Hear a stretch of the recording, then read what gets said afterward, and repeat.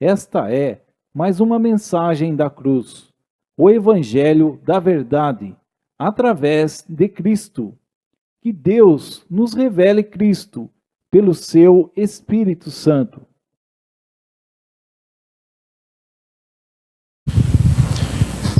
Queria começar concluindo. Ontem a gente falou sobre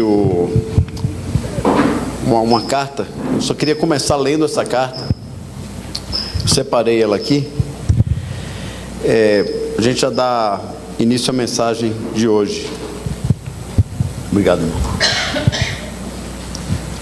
Para quem não estava ontem, a gente mencionou a carta de um irmão chamado John Nelson Darby.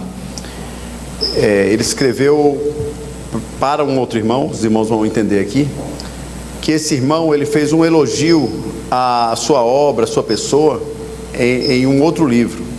Aí ele fez essa carta, os irmãos vão compreender melhor, e aí a gente já dá início à mensagem de hoje.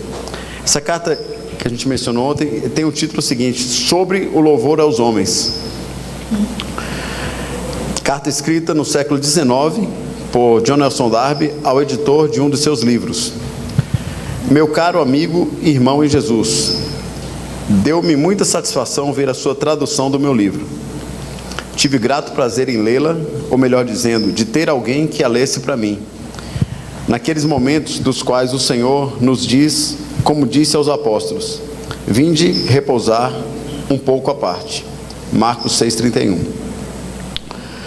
Mas não posso deixar de dizer-lhe, meu caro amigo, que o prazer que a aparência do seu trabalho me trouxe foi em certa medida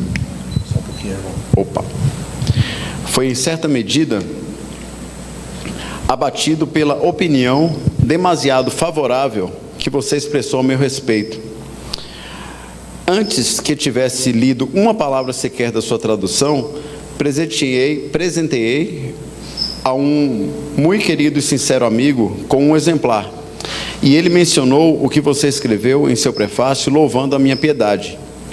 O texto produziu em meu amigo o mesmo efeito que viria a produzir em mim, mais tarde, quando pude ler.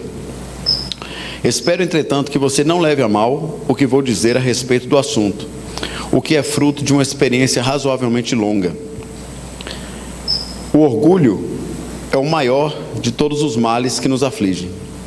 E de todos os nossos inimigos, não apenas é o mais difícil de morrer, como também o que tem a morte mais lenta. Mesmo os filhos desse mundo são capazes de discernir isso. Madame de Staël disse, em seu leito de morte: sabe qual é a última coisa que morre em uma pessoa? É o seu amor próprio. Deus abomina o orgulho mais do que qualquer coisa, pois o orgulho dá ao homem o lugar que pertence a Deus, que está acima de tudo. O orgulho interrompe a comunhão com Deus e atrai a sua repreensão, pois Deus resiste aos soberbos.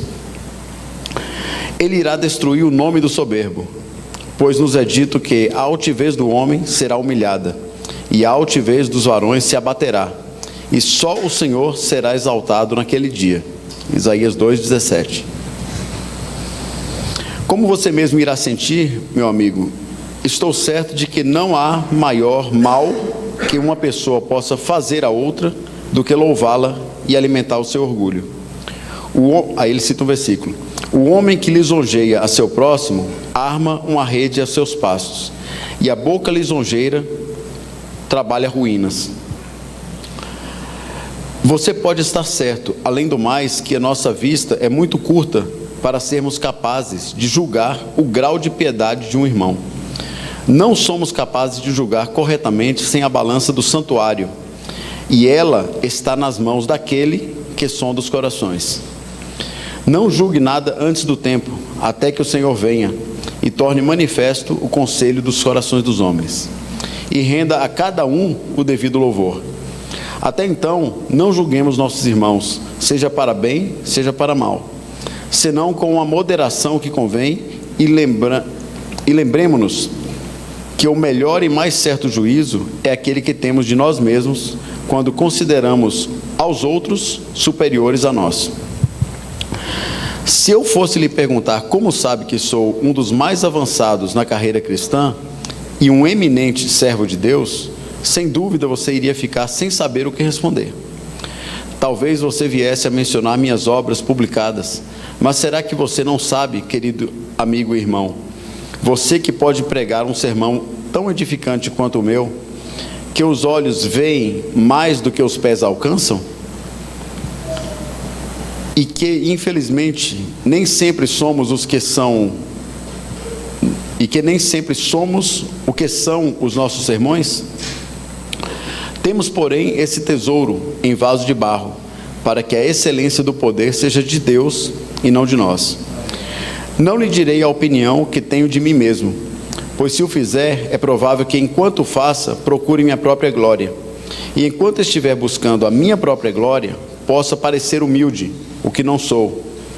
Prefiro dizer-lhe que o nosso mestre pensa de mim, ele que sonda o coração e fala a verdade, que é o amém e a testemunha fiel, e que tem falado frequentemente no mais íntimo do meu ser, pelo que agradeço a ele. Creia-me, ele nunca me disse que sou um eminente cristão e avançado nos caminhos dele. Ao contrário, ele me diz bem claramente que se eu procurasse o meu próprio lugar, iria encontrá-lo como sendo o do maior dos pecadores, pelo menos dentre os que são santificados, e devo dar mais crédito ao julgamento que ele faz de mim, meu caro amigo, do que aquilo que você pensa a meu respeito. O mais eminente cristão é aquele de quem nunca se ouviu falar, um pobre obreiro ou servo, para quem Cristo é tudo, e que tudo faz buscando o seu olhar. O primeiro deve ser o último. Fiquemos convencidos, meu caro amigo, de louvar somente ao Senhor. Ele é digno de ser louvado, reverenciado e adorado. A sua bondade nunca é demasiadamente celebrada. O cântico dos abençoados não louva a ninguém em Apocalipse 5, senão aquele que redimiu com seu sangue. Não há um único cântico, uma única palavra de louvor a qualquer dos redimidos. Nenhuma palavra que diga que são eminentes e que não são eminentes. Todas as distinções estão perdidas no título Os Redimidos, que expressa a alegria e glória de todo o corpo.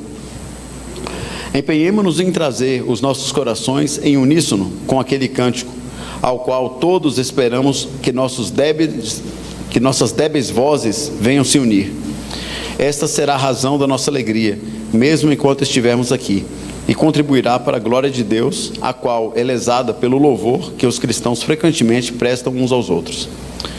Não podemos ter duas bocas, uma para louvar a Deus e outra para louvar o homem. Possamos então conhecer o que os serafins fazem, quando com duas asas cobrem os rostos, com um sinal de sua confusão diante da sagrada presença do Senhor. Com outras duas asas cobrem os pés, como se tentassem esconder de si mesmos os seus próprios passos. E com duas asas restantes voam para executar a vontade do Senhor, enquanto proclamam: Santo, Santo, Santo é o Senhor dos exércitos.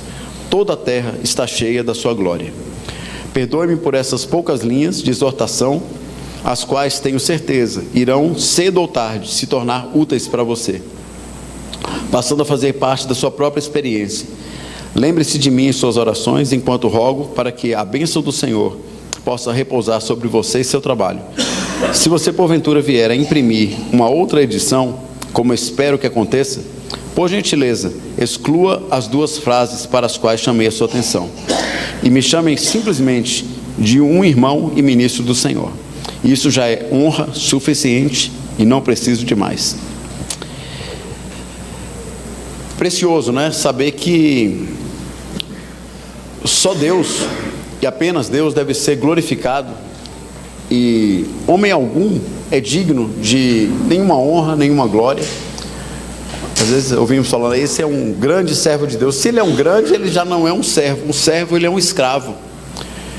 Ele faz tudo para o seu Senhor e para a glória do seu Senhor, né? Faltou eu considerei depois que tendo a leitura que a gente fez do início de Jeremias, pedir aos irmãos que lembrassem daquele nome do rei Josias, que foi a época em que o Jeremias viveu. Eu ainda queria concluir a mensagem de ontem com a leitura de 2 Crônicas. Os irmãos podem acompanhar, para que os irmãos entendam o contexto em que Jeremias viveu. O Oswaldo hoje de manhã falou sobre o rei Ezequias. Vamos ler 2 Crônicas 33. Falou sobre o rei Ezequias. O rei Ezequias foi um rei que andou nos caminhos do Senhor, né? Ele serviu ao Senhor no seu tempo, ele viveu para o Senhor. E uma coisa me espantou, que o seu filho, na verdade o seu filho foi o rei Amós. Ele teve um filho que reinou logo depois dele, capítulo 32. E o neto dele, que eu vou falar agora, foi o Manassés. Vou ter que pegar aqui o nome do filho dele. Bom, fiquei considerando nem sempre pais piedosos vão gerar filhos piedosos.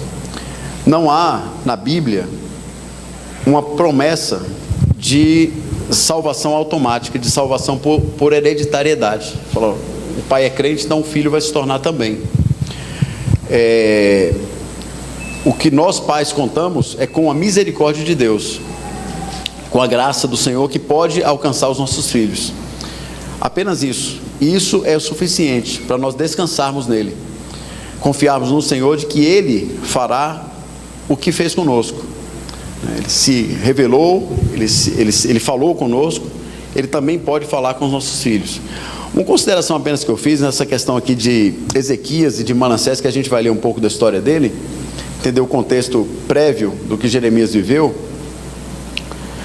é que isso aqui eu não quero ser dogmático, não quero, nem posso, é minha consideração, é minha observação nessa questão aí. Posso estar errado aqui nos números, para mais ou para menos, mas está por ali. Eu diria que nessa relação dos jovens com o Senhor, nós temos 3 contextos: o contexto de uma assembleia, o contexto familiar e o contexto próprio.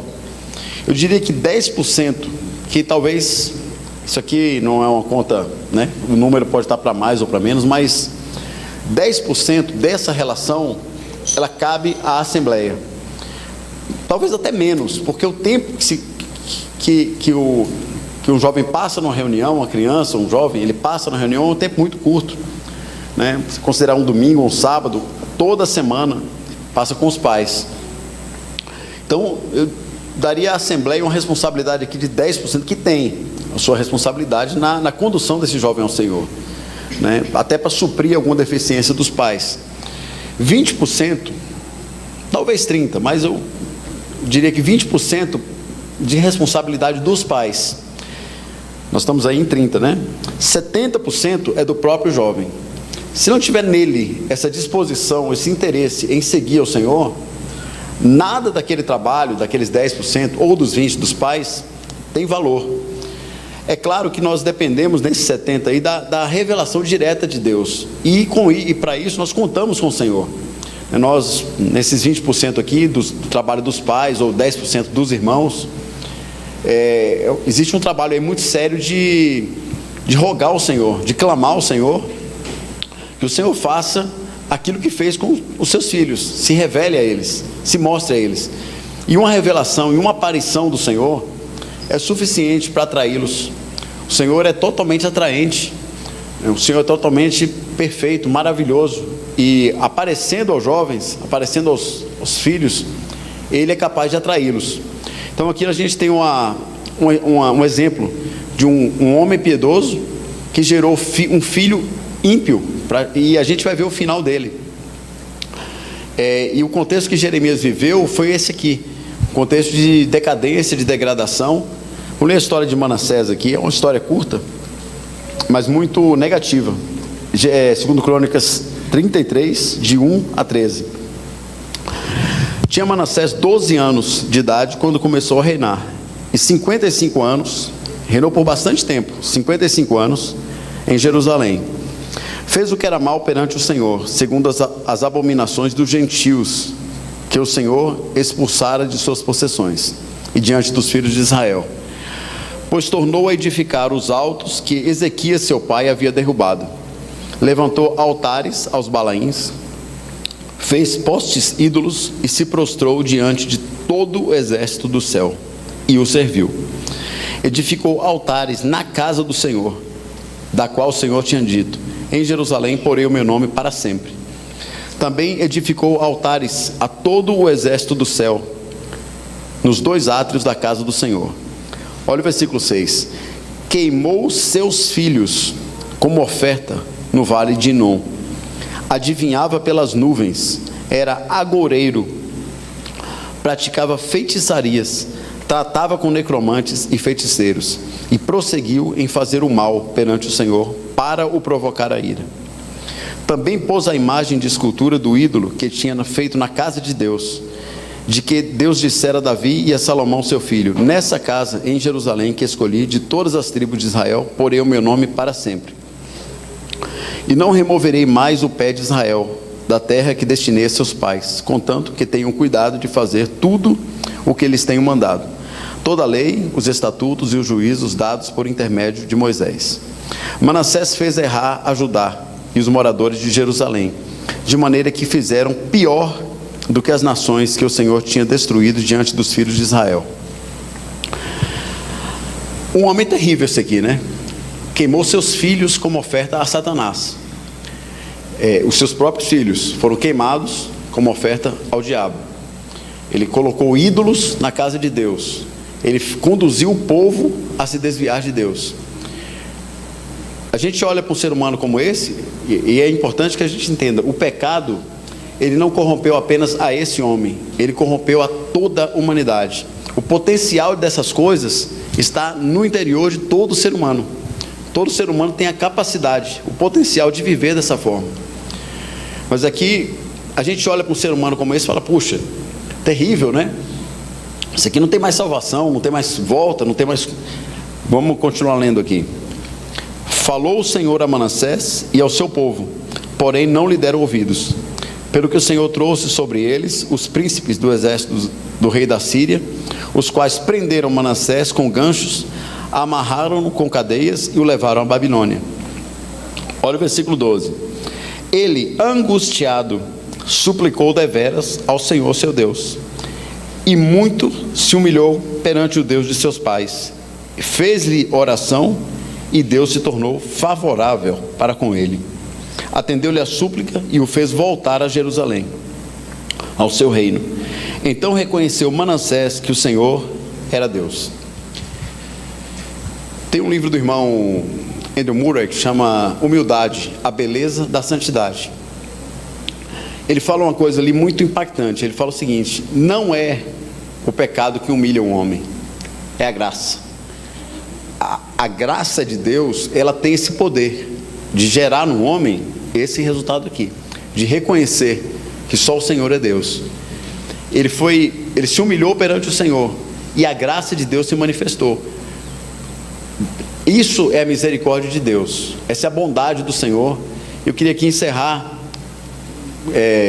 o que eu deveria ter concluído ontem, mas vamos ler agora Lamentações, que aqui a minha expectativa era apresentar ontem o lado obscuro do ser humano, para que o evangelho fosse ressaltado no livro de Jeremias mesmo, tá? Então vamos ler Lamentações, no versículo que a gente leu ontem, 3:21. Lamentações de Jeremias, capítulo 3, versículo 21.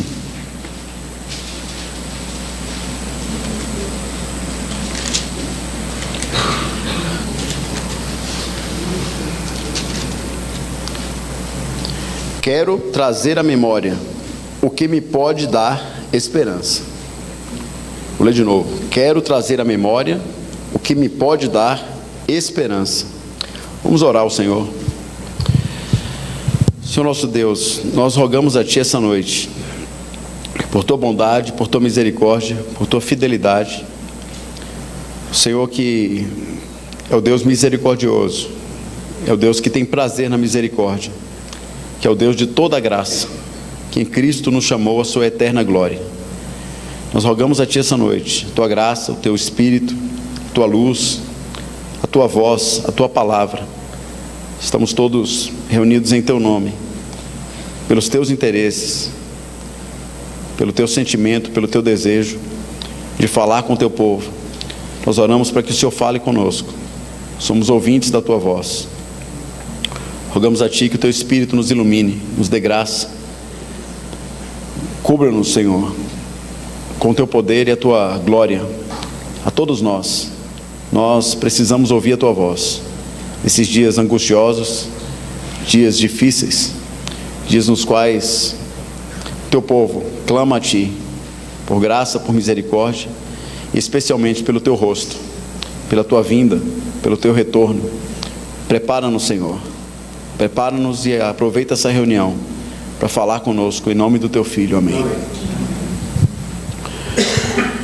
Irmãos, vamos dar uma caminhada pelo livro de Jeremias,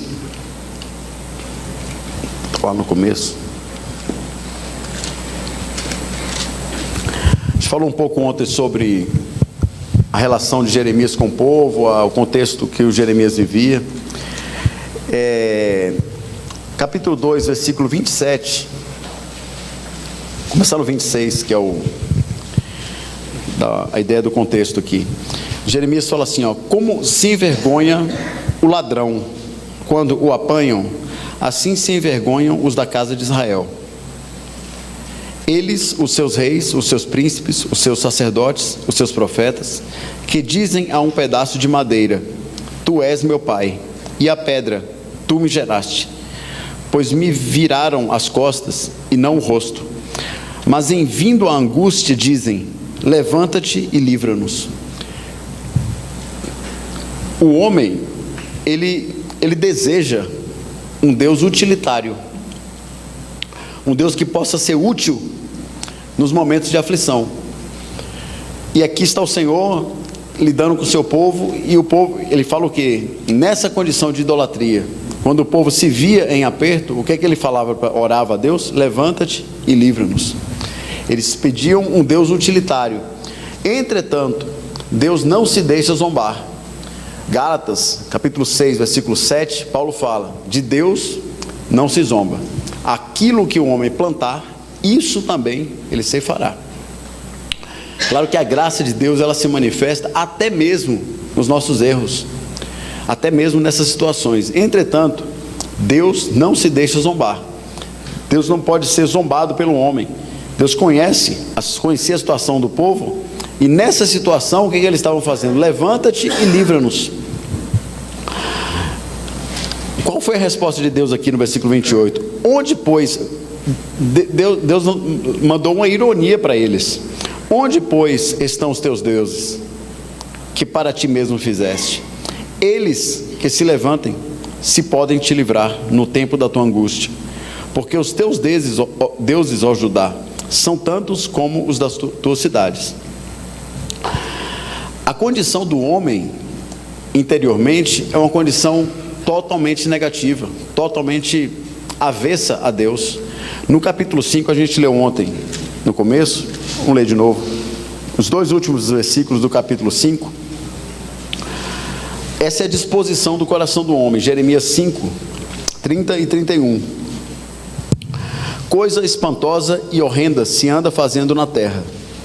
Os profetas profetizam falsamente, e os sacerdotes dominam de mãos dadas com eles. Presta atenção aqui. E é o que deseja o meu povo. Porém, que fareis quando essas coisas chegarem ao seu fim? A gente critica, de modo geral, essa teologia da prosperidade, que é pregada aí fora, que prega um Deus utilitário, um Deus que você vai vir a Ele vai, fazer coisas maravilhosas, e faz coisas maravilhosas. Só que a compreensão dessa pregação é indevida, porque não é que ela leva o homem a pensar grande demais. É justamente o contrário. Ela faz o homem pensar pequeno demais. Ele está pensando em quê? Em ir até Jesus para ter. Ouça os depoimentos, ouçam os testemunhos. Todos passaram a ser empresários, passaram a, eu estava na miséria, agora eu vim até Jesus. Então, tem até um depoimento do irmão Augusto Nicodemos, que ele disse que ele estava ouvindo esses testemunhos, e a pessoa, ele foi falando, o pastor perguntava, conte a bênção. Aí a pessoa falou, eu estava na miséria, agora eu ganhei uma casa, ganhei um carro, eu vim até Jesus e virei um empresário. Aí o outro, aí você, eu estava passando fome, agora eu virei um milionário. Aí quando ele chegou numa irmã, ela falou assim, conte a bênção, irmã. Ela falou assim, eu era assim, uma pessoa cheia de pecados, e Jesus perdoou os meus pecados. Aí ele ficou meio sem graça e falou assim, sim, mas conte a bênção. A bênção é aquela é a bênção, é aquela ali. A compreensão só do que é a bênção que está inadequada. Aqui tinha um povo clamando por um Deus utilitário, e hoje a gente faz essa crítica, mas veja bem, para cada pregação dessa, por que existe? Porque existem 1000 corações desejosos por esse tipo de mensagem, desejosos por esse tipo de auto-engano. É uma forma de se auto-enganar e de enganar os outros, porque a Bíblia não promete essas coisas. Não há nas Escrituras esse tipo de promessa. Paulo fala em Efésios 1:3, bendito Deus e Pai de nosso Senhor Jesus Cristo, que nos tem abençoado com toda sorte de bênção espiritual nas regiões celestiais em Cristo. É claro que essas bênçãos espirituais, elas compreendem todas as coisas. Não há uma separação na vida cristã entre o que é espiritual e o que é nosso. Trabalho. O trabalho é uma ação espiritual, uma vida espiritual que nós temos. A vida familiar é uma vida espiritual. Vida entre os irmãos é uma vida espiritual. Não existe separação para um cristão entre essas coisas. Todas essas bênçãos são bênçãos espirituais. Mas veja, há no interior do homem caído um desejo por essas coisas. Tem ali envolvido ganância, cobiça, orgulho, desejo de ser superior aos demais, de mostrar que essas coisas do ser humano, Jeremias mesmo diz, a gente leu ontem, enganoso é o coração e desesperadamente corrupto, mais do que todas as coisas. Aí Jeremias pergunta, quem o conhecerá? E Jeremias mesmo responde, tu, Senhor, conheces e sondas os corações dos homens. Então Deus conhece os nossos corações. Para cada pregação dessa, existem corações desejosos. Tem um versículo em Isaías, vamos ler. Obrigado. 30:15. Alguém lê, por favor, enquanto toma água, por favor. Isaías 30:15.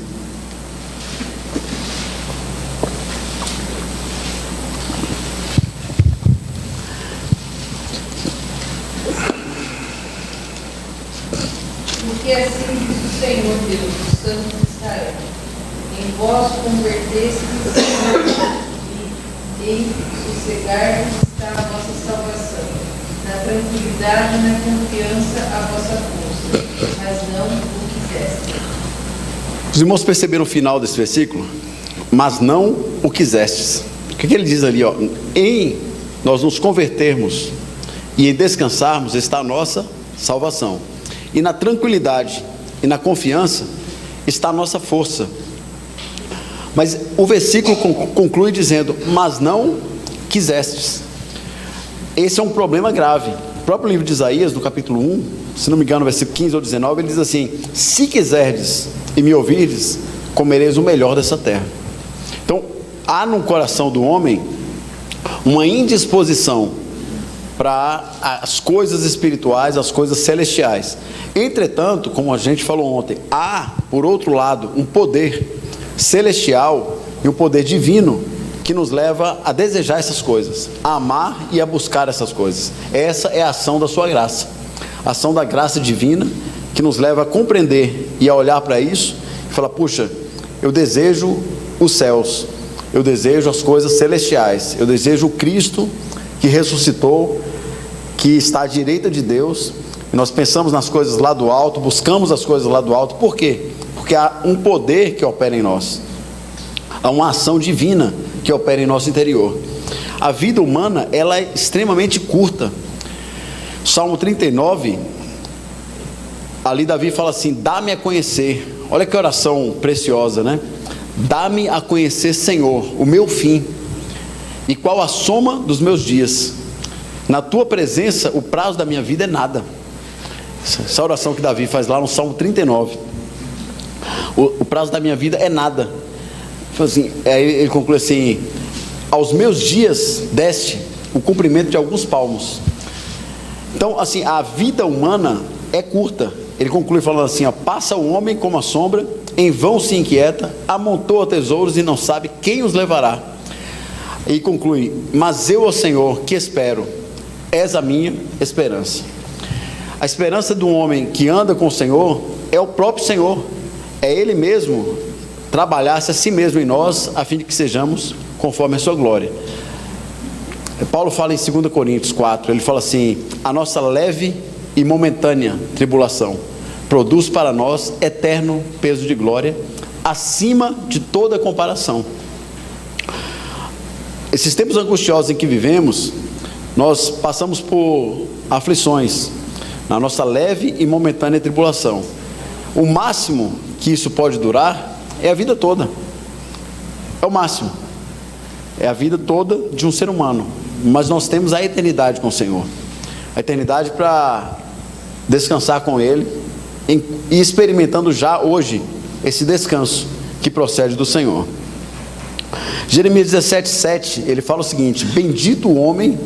Esse aqui é um lado que agora o Evangelho vem se manifestando, né?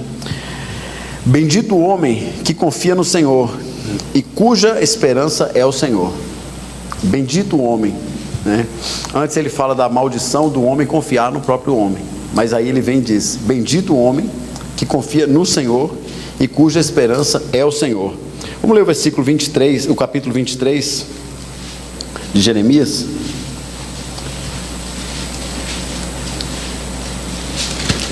Vinte e três, 29.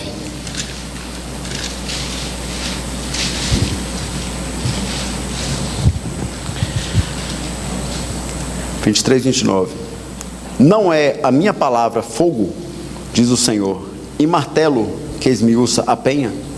A palavra de Deus, ela tem o poder de nos edificar.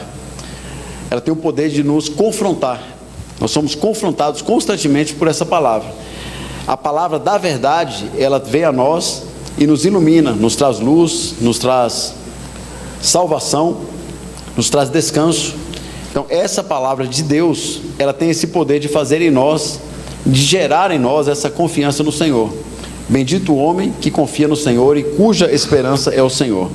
Jeremias, ele profetizou ali para aquelas pessoas, e como falamos ontem, nenhuma só pessoa se converteu à sua pregação, mas ele deixou ali por diversas vezes, a gente vai ver aqui alguns versículos, uma porta de esperança para aquelas pessoas, para aqueles homens ali. Vamos ler o capítulo 29, versículo 10 a 14.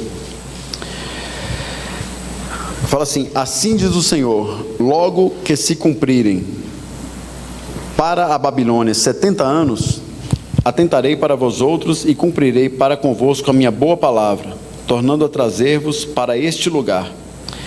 Eu é que sei que pensamentos tenho a vosso respeito, diz o Senhor, pensamentos de paz e não de mal, para vos dar o fim que desejais. Então me invocareis e passareis a orar a mim, e eu vos ouvirei. Buscar-me-eis e me achareis, quando me buscardes de todo o vosso coração. Serei achado de vós, diz o Senhor, e farei mudar a vossa sorte. Congregar-vos-ei de todas as nações e de todos os lugares para onde vos lancei, diz o Senhor, e tornarei a trazer-vos ao lugar de onde vos mandei para o exílio. Ele falou tudo para aquele povo ali. Ele passou alguns anos falando que eles seriam levados cativos, e havia muitos profetas ali ao mesmo tempo, falsos profetas, melhor dizendo, que estavam dizendo que aquilo não ia acontecer. E Jeremias falando, olha, isso vai acontecer. Mas aqui, mais no capítulo 29, ele vira e fala assim, olha, esse exílio, ele vai durar 70 anos. E depois que ele terminar, vocês vão passar a invocar e a clamar a Deus. E Ele vai ouvir vocês. Interessante que, historicamente, o povo ele sempre estava envolvido com idolatria. Esse povo de Israel, no próprio deserto, com Moisés, eles se envolveram com idolatria. Quando entraram na terra, se envolveram com idolatria também. Algumas folgas ali, né, na época de Davi, a gente não ouve falar, mas de modo geral eles estavam envolvidos com idolatria. Então, depois desse tempo, que eles foram levados cativos para a Babilônia, a terra dos ídolos, quando eles voltaram, historicamente, não há menção mais de envolvimento desse povo. É como se falasse, isso eles aprenderam, a não se envolver com ídolos. De lá para cá, até os dias de hoje, a nação foi restaurada em 1948, não se vê da parte daquela religião judaica envolvimento com ídolos. Mas esse foi um tratamento de Deus. Deus tratou com aquele povo de forma severa. Mas a gente leu aqui antes, né? A que ponto chegou aquela relação de Manassés e de outros reis que se envolveram ali com ídolos. Mas o Senhor aqui repreendeu e tratou com o seu povo e deixou claro que eles invocariam a Deus, que eles clamariam ao Senhor e o Senhor passaria a ouvi-los. Vamos ler o capítulo 31, versículo 3.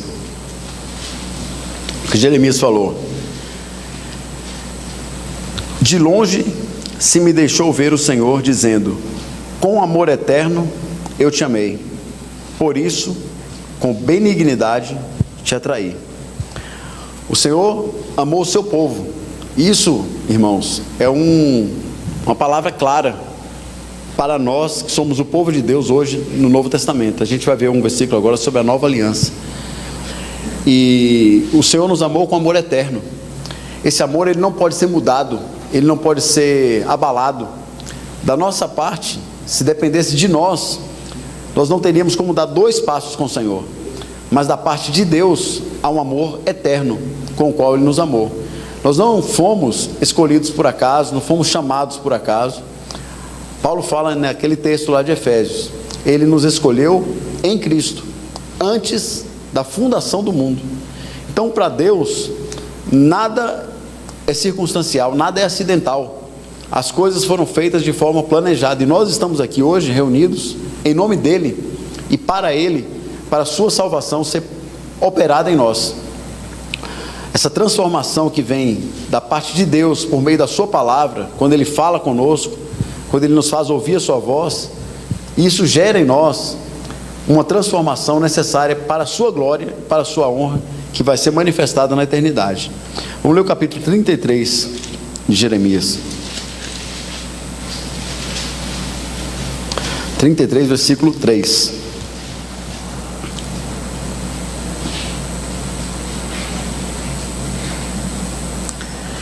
Perdão, a gente estava no 31, 3, né? 31, 33. Nesse capítulo ele vai falar da nova aliança. Aqui Jeremias ele profetizou a respeito daquilo que experimentamos hoje. Porque esta é a aliança que firmarei com a casa de Israel, depois daqueles dias, diz o Senhor. Na mente lhes imprimirei as minhas leis, também no coração lhes escreverei. Eu serei o seu Deus, e eles serão o meu povo. Não ensinará jamais cada um ao seu próximo, nem cada um ao seu irmão, dizendo, conhece ao Senhor, porque todos me conhecerão, desde o menor até o maior deles. Pois perdoarei as suas iniquidades, e dos seus pecados jamais me lembrarei. Fala aqui da impressão das leis na mente, ele fala do conhecimento do Senhor, e ele fala do perdão dos nossos pecados. Esses 3 versículos, a gente vai achar eles lá em Hebreus capítulo 8, quando é falado sobre o tabernáculo celestial. Hoje, irmãos, nós experimentamos essa nova aliança. E nessa nova aliança, nós temos na figura do tabernáculo, essas 3 experiências feitas pelo sacerdote celestial. Hebreus é um livro que fala do sacerdote. apresenta Cristo como o sacerdote que intercede por nós. Até o capítulo 7, 25, ele fala lá que ele vive sempre para interceder por nós. Nos convinha um sumo sacerdote como esse. E nesse tabernáculo celestial, lá no ato exterior, o que ele faz? Perdoa os nossos pecados e das nossas iniquidades, ele não mais se lembra. Mas aí, a gente sabe que o tabernáculo ele tem 3 partes, né? O ato exterior, o santo lugar e o santo dos santos.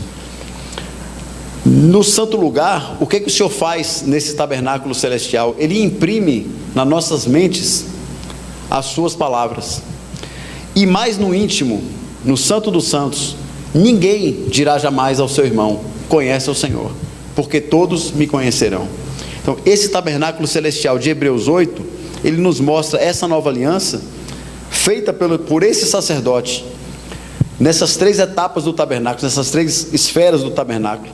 No ato exterior, no santo lugar e no santo dos santos. Lá no ato, ele perdoa os nossos pecados, está aqui em Jeremias e está lá em Hebreus também, esses 3 versículos. Esses 3 mesmos versículos aqui, esses 3 aspectos desse serviço do sumo sacerdote, está lá em Hebreus 8. Então, no ato exterior, ele perdoa os nossos pecados, no santo lugar, ele imprime nas nossas mentes as suas palavras, e no santo dos santos, ele nos faz conhecer ao Senhor. E é precioso isso, que ninguém dirá jamais ao seu irmão: conhece ao Senhor, porque todos me conhecerão. Quão preciosa essa nova aliança, podemos conhecer ao Senhor, todos nós. Não é o ensino de um sacerdote humano, terreno, que nos faz conhecer o Senhor, é Ele mesmo que faz esse trabalho de nos fazer conhecê-lo. Vamos ler agora sim o capítulo 33, alguém leia por favor, versículo 3.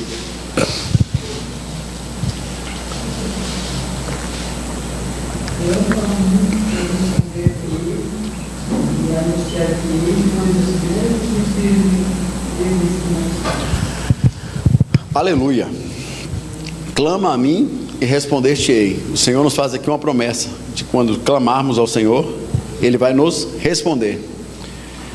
A nossa solução, a nossa salvação está em voltarmos as nossas faces para a face do nosso Senhor.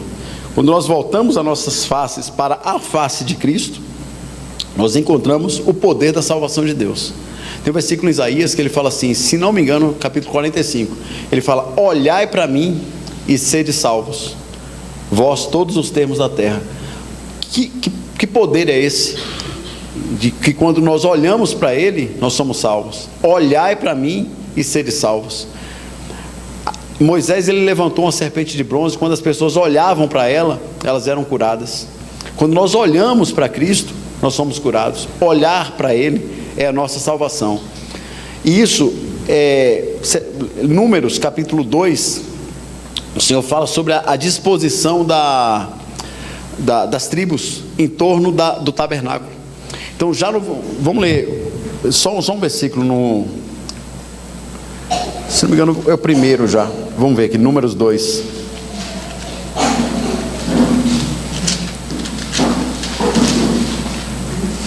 É o versículo 2. Números 2, 1 e 2, né? O Senhor fala assim: disse o Senhor a Moisés e Arão: os filhos de Israel se acamparão junto ao seu estandarte, segundo as insígnias da casa de seus pais, ao redor, de frente para a tenda da congregação se acamparão. Você imagina, se tiver aqui o ambiente que aquele povo vivia, os riscos que eles corriam no deserto, qual seria a orientação estratégica de uma orientação militar para eles, para que eles se protegessem? O tabernáculo estava aqui no centro, né, como se fosse esse púlpito aqui. As tribos estavam em volta, eram 12, então ficavam 3, 3, 3 e 3. Qual seria a orientação que você ou eu daríamos para esse povo? Olha, frente para lá, certo? Porque se os inimigos vierem, eles vão vir de onde? Não vai vir daqui, eles vão vir de lá para cá. Mas qual foi a orientação divina? Qual foi a orientação de Deus? Eles se acamparão, segundo as casas de seus pais, ao redor, de frente para a tenda da congregação. Ali estava a glória de Deus, ali estava a arca, ali estava o testemunho do Senhor, ali estava a glória do Senhor. E a orientação foi: se acampem de frente para o tabernáculo. Quando nós voltamos nossa face para Cristo, os inimigos são tratados. Os inimigos são tratados por Deus. E quando ele falou que vou introduzir o povo na terra, ele falou assim: olha, eu não vou destruir os inimigos de uma só vez. À medida que forem experimentando as riquezas da terra, os inimigos vão sendo tratados. Porque ele falou: olha, você vê o cuidado de Deus. Ele falou: eu não vou destruir de uma só vez, para que as feras da terra não se proliferem e destruam o povo. Porque os animais não se proliferem e destruam. Porque se ele tratasse com todos os inimigos de uma só vez, mas à medida que o povo fosse experimentando as riquezas da boa terra, os inimigos iam sendo tratados. Aqui o Senhor orienta que eles se reunissem de frente para o tabernáculo, com as faces voltadas para Cristo. E voltando as suas faces para o Senhor, ali eles encontravam salvação e segurança. Que quão diferente é esse tipo de orientação da nossa, né? Nós falaremos: olha, cuidado com o inimigo, fica de frente. E a gente ouve, às vezes, grupos cristãos com pregações totalmente voltadas para Satanás, para o inimigo de Deus. Eu não estou dizendo que isso não é um assunto que deva ser tratado. Paulo trata disso lá em Efésios 6. Mas essa não é a nossa ênfase. A nossa ênfase é estar com os olhos voltados para o Filho de Deus. Ele trata com os inimigos espontaneamente. Eu lembro quando um tempo depois de convertido, eu estava participando de uma reunião de casa, e todo novo convertido ele tem conflitos, né? Tem conflitos consigo mesmo, e ao cometer pecados ele fala: poxa, a gente estava até conversando sobre isso hoje, perdi minha salvação, não perdi, como é que eu fiquei depois que eu pequei? E ele trata aquilo ali como um empenho muito grande de vencer os pecados, de superar dificuldades, pecados. E naquela pequena reunião o irmão falou assim, o alvo da vida cristã não é vencer os pecados, não é tratar com pecados. E ele só falou isso e continuou falando outras coisas aí, mas no final aí eu conversei com ele e falei: irmão, você falou disso, porque para mim aquilo ali, como novo convertido, aquilo ali era um assunto tão sério, tão sagrado, tratar com pecados, que quando eu ouvi ele falando foi quase uma ofensa. Aí eu falei: irmão, por que você falou que o alvo da vida cristã não é vencer os pecados? Ele falou assim: irmão, o alvo da vida cristã é Cristo. Se esse alvo for atingido, os pecados são tratados, os pecados são vencidos. Nós não vivemos para tratar com pecados, nós vivemos para conhecer o Senhor, para ver o Senhor, estar nele. Uma vez feito isso, espontaneamente as coisas são resolvidas, os pecados são tratados. Quando nós conhecemos o Senhor e quando nós tocamos no Senhor, mesmo depois de salvos, quando nós nos aproximamos dele, todas as demais coisas são tratadas e resolvidas. A gente experimenta isso orando, por exemplo. A gente pode ir ao Senhor por este ou por aquele motivo, orar por esse ou por aquele motivo, mas uma vez envolvido com o Senhor, essas coisas perdem o sentido. Já não tem mais tanta importância quanto a sua face, quanto a sua pessoa, quanto a sua glória, porque a gente tocou em algo superior. A gente experimentou algo que é superior àquilo que a gente estava buscando. E nessa caminhada cristã, o Senhor mesmo se encarrega de tratar com algumas coisas conosco. Ontem a gente estava conversando na casa do irmão, o irmão Gerson estava falando que um pastor uma vez falou para ele, puxa irmão, você poderia ganhar muito dinheiro, né? Poderia ter muito sucesso com a pregação, com o dom que você tem, você poderia ganhar muito dinheiro aí fora. Aí eu mencionei para ele, eu estava lembrando, tem coisas que nós compreendemos e nós nos afastamos, mas tem algumas outras que nós não compreendemos, nós não nos afastamos, mas Deus se encarrega de fazer isso. Eu mencionei para ele aquela passagem de Números, que Balaque contrata Balaão para amaldiçoar o povo, e ele vem para amaldiçoar, e em vez de amaldiçoar, ele abençoa. Ele olha para aquele povo e abençoa o povo. Ele foi conduzido ali pelo Espírito do Senhor a fazer isso. E ele faz algumas menções ali interessantíssimas. Ele fala: esse povo é um povo que habita só. A igreja é um povo que habita só. Não há relação da igreja com o mundo. A igreja é como um barco ela é normal que ela esteja sobre as águas, mas não é normal que a água esteja nela. Então ela tem uma relação aqui de solidão nesse mundo. E Balaão falou isso. Israel é um povo que habita só. Aí depois ele vira e fala assim: Deus não viu iniquidade em Jacó, nem contemplou desventura em Israel.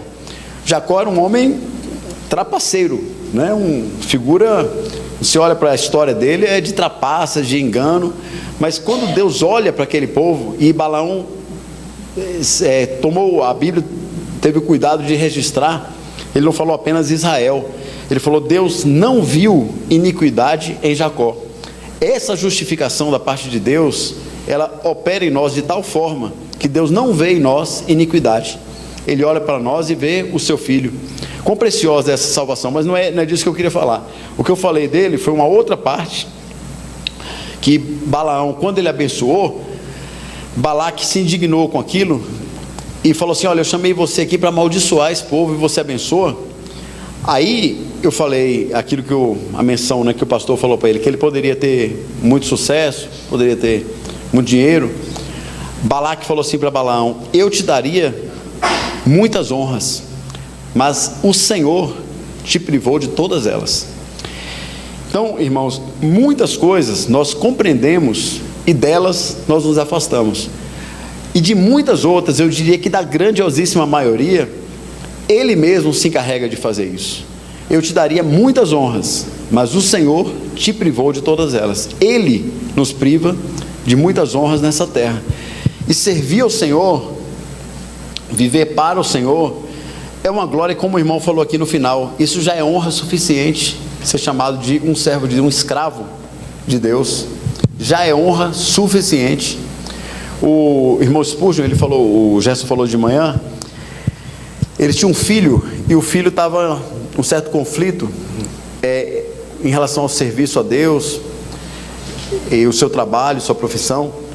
E aí o irmão escreveu para ele, e ele falou o seguinte, ele falou assim: se Deus te chamou para ser um missionário, eu lamentaria em ver-te reduzido a um rei. Os irmãos entenderam? Se Deus te chamou para ser um missionário, eu lamentaria em vê-lo reduzido a um rei. Porque esse chamamento, ele é celestial, ele é divino, ele é glorioso. Nós olhamos para esse cenário hoje da vida cristã e compreendemos de uma maneira ainda parcial. Paulo fala em 1 Coríntios 13, naquele capítulo que ele fala sobre o amor, ele fala: em parte compreendemos e em parte profetizamos. Toda a nossa visão hoje ainda é parcial. Nós veremos um dia e conheceremos como somos conhecidos por Deus. Então é glorioso andar na trajetória do caminho cristão, e o Senhor, Ele tem o poder de nos iluminar para compreendermos melhor isso. Tem também aquela história do Billy Graham. Ele foi, os irmãos conhecem um evangelista americano, mandaram uma carta para ele. Os irmãos sabem que nos Estados Unidos tem 2 partidos políticos, né, democratas e republicanos. Os republicanos mandaram uma carta para ele. Ele é uma figura muito bem conceituada nos Estados Unidos. Mandaram uma carta convidando o Billy Graham para que ele fosse candidato a presidente da república. Ele devolveu uma carta, ele escreveu uma simples carta, com poucas palavras, e ele disse o seguinte: eu nunca pensei em toda a minha vida que eu passaria por uma vergonha tão grande quanto essa, de servo de Deus a candidato a presidente da república dos Estados Unidos. Ele compreendeu claramente que o serviço ao Senhor era uma glória, era uma honra. Servir ao Senhor, viver para o Senhor, é glorioso. E nós também precisamos ter essa mesma compreensão, de que esse é um serviço glorioso, e que um dia nós teremos a compreensão clara, como aqueles homens lá de Malaquias, né?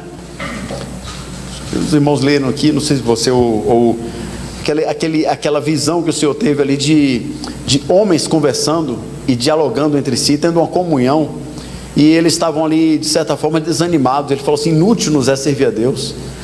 Aí o Senhor interveio e falou assim: olha, um dia vocês saberão a diferença entre o justo e o injusto, entre o que serve a Deus e o que não serve.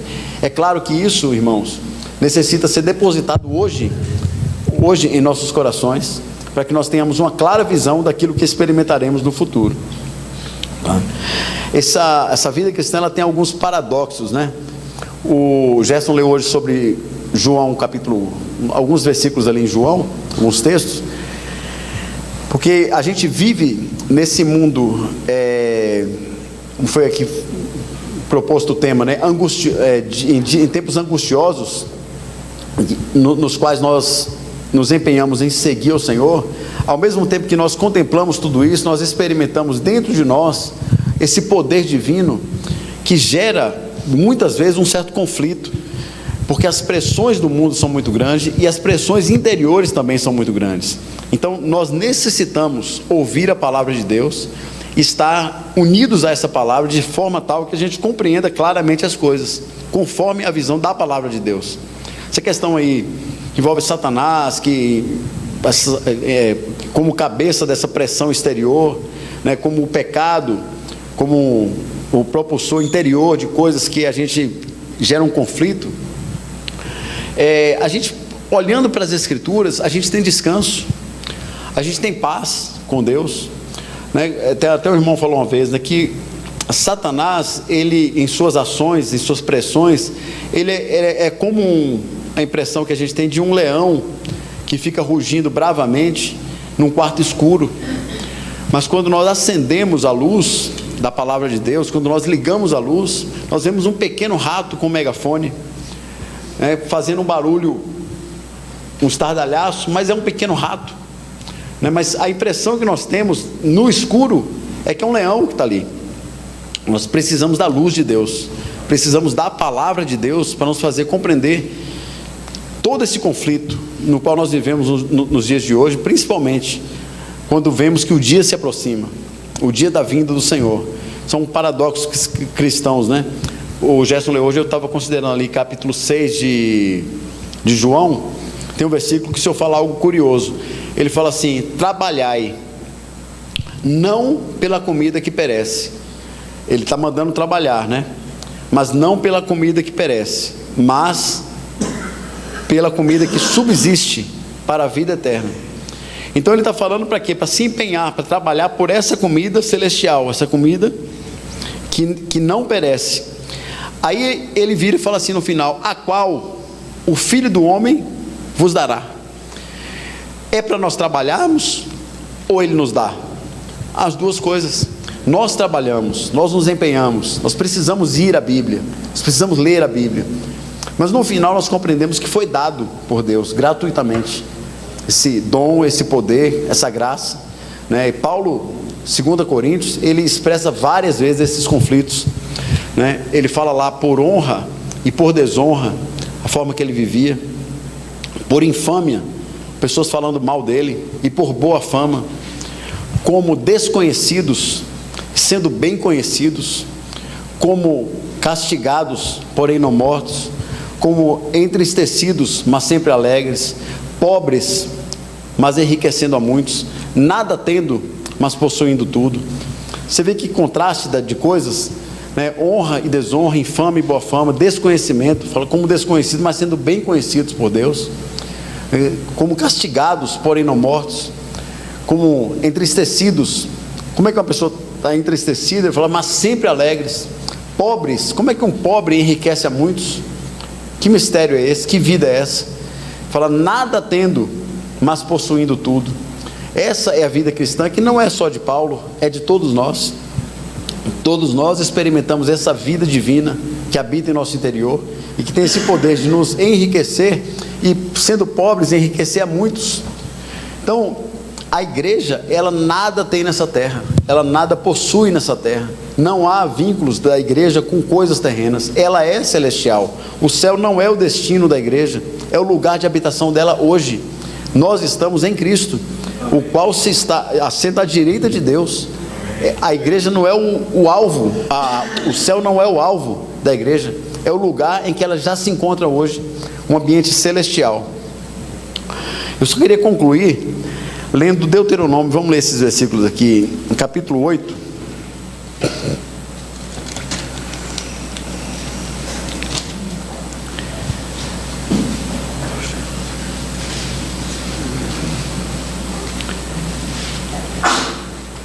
Só a primeira parte do versículo 11, depois nós já pulamos para o versículo 15, porque ele fala de algumas outras coisas aqui, eu só queria enfatizar o versículo 15.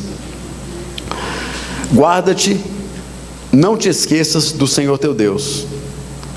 Guarda-te, não te esqueças do Senhor teu Deus. Versículo 15.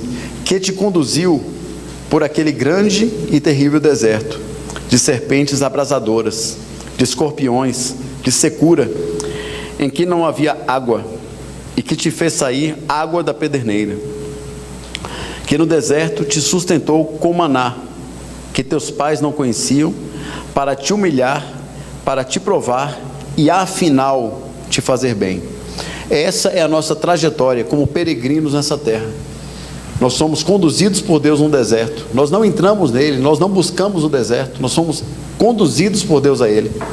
E nesse deserto, o que é que nós temos? Serpentes abrasadoras, escorpiões, sede de água, mas ali nós encontramos a provisão de Deus. Amém. E ali ele nos humilha e nos prova para então nos fazer bem. Amém.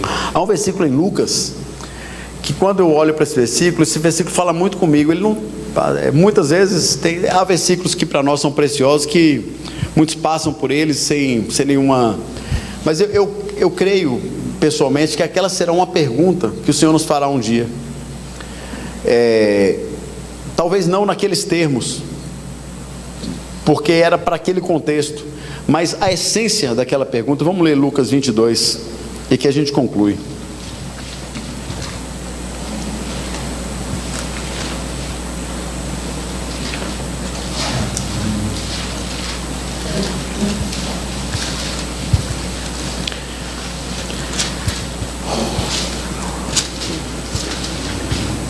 Lucas 22, 35.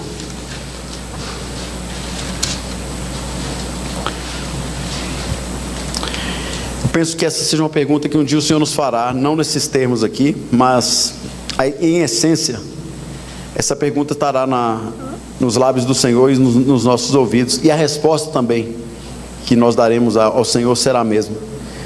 Versículo 35. A seguir, Jesus lhes perguntou: quando vos mandei sem bolsa, sem alforje, sem sandálias, faltou-vos porventura alguma coisa? Nada, disseram eles. Essa é a resposta que nós daremos ao Senhor. Faltou-vos porventura alguma coisa para essa caminhada cristã? Nada, disseram eles. Toda a provisão nós temos nele. Amém. Toda a provisão nós encontramos no Senhor. Amém. E seria uma injustiça da parte de algum cristão, porque tem coisas, irmãos, que a leitura da Bíblia ela precisa ser feita de forma precisa, né? Algumas coisas só o filho poderia falar para o seu pai. Por exemplo, Deus meu, por que me desamparaste? Algum cristão na história poderia ter falado uma frase como essa? Jamais. A gente viu irmãos, a gente pega a história da igreja e vê irmãos sendo despedaçados perante o Império Romano, por feras, sendo mortos, sendo queimados, alegremente. Enquanto eles morriam, eles cantavam. É claro, aquela morte não era uma morte comum, não era uma morte qualquer. Amanhã nós estaremos aqui em torno da mesa do Senhor. Aquela era uma morte única, que era para o perdão de todos os nossos pecados, para a redenção da humanidade. Então ali estava o Filho de Deus sendo morto. Os demais cristãos, eles morreram de forma gloriosa, eles morriam cantando, ao ponto de o imperador romano falar: como sabem morrer esses cristãos? Eles sabem morrer. Eles morriam cantando, louvando a Deus. Mas ali estava o Filho de Deus clamando: Deus meu, por que me desamparaste? Né? Homem algum, cristão algum, jamais vai poder falar essa frase. Era dele, pertencia a ele, é só na boca dele. Ela tinha a sua devida eficácia. Todos os cristãos morrerão e dirão ao Senhor um dia: nada nos faltou, Senhor, nada nos faltou. Né? Essa é a palavra que o Senhor talvez um dia nos pergunte: faltou-vos porventura alguma coisa? Ele perguntou para os seus discípulos: nada, disseram eles. Essa é a nossa resposta ao Senhor. Não nos faltou nada nessa caminhada, apesar de todas as dificuldades, de todas as aflições. Paulo falou em Filipenses 1, ele falou assim: a provisão do Espírito de Jesus Cristo me redundará em libertação. né? Um homem que viveu sendo perseguido todo o tempo, sendo massacrado, sendo preso muitas vezes, apanhando muitas vezes. Não era uma boa companhia para se andar com ele, né? Toda vez que ele andava de barco, o barco afundava. Era uma pessoa que vivia ali sob a disciplina divina, né? Mas ele, no seu interior, tinha um louvor constante. Ele estava preso e cantando. Então, o louvor nos liberta, o louvor nos livra, né? Enquanto louvamos ao Senhor no meio de toda essa trajetória cristã, toda essa trajetória no meio de angústias, de perseguições, nós louvamos ao Senhor que nos salvou e nos prometeu a provisão abundante do seu Espírito. Vamos orar ao Senhor, e os irmãos também poderiam orar depois, gastar um tempo orando em torno desse sentimento. Ó Senhor, obrigado por esse tempo. Nós te agradecemos pela tua palavra, pelo teu falar. Nós oramos para que o Senhor continue falando aos nossos corações. Em nome do teu Filho Jesus Cristo. Amém. O objetivo deste CD é de levar a mensagem da cruz para a sua vida e sua família. Venha participar conosco dos cultos todos os sábados às 20 horas e os estudos bíblicos todos os domingos.